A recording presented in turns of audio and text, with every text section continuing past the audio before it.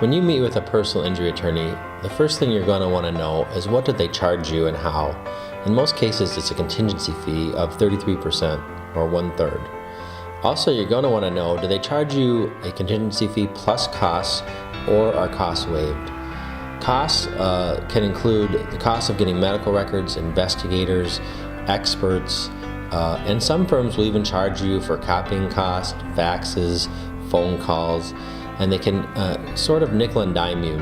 So it's very good to make it clear with the attorney what costs you will be charged beyond the 1/3 contingency fee. Another thing you're going to want to ask the personal injury attorney is what insurance coverages are available for your injury and accident.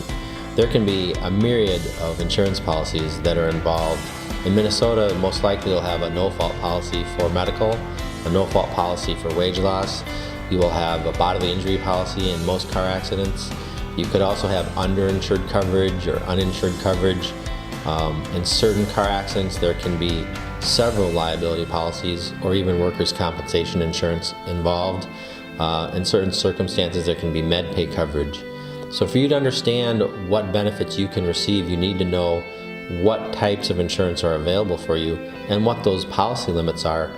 So for instance, if somebody hits you and they have a $30,000 policy limit, that's the most you can get from their insurance. If they have a $50,000 or $100,000 policy limit, that's a different story. That's the maximum you can get from their insurance. And in some cases, folks have an umbrella of $1.1 million or more.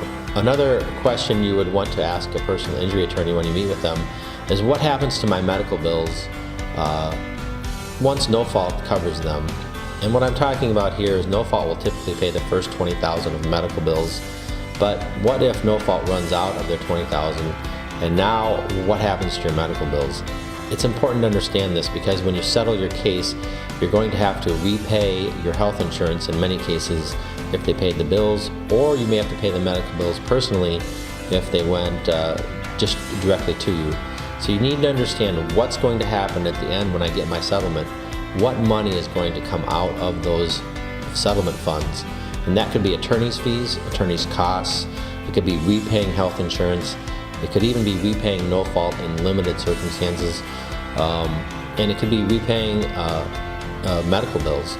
So you need to understand what's going to happen at the end with your settlement and how to properly proceed so that you get the fullest recovery that you can get, given the fact that a lot of your money is going to be taken away at the time of the settlement.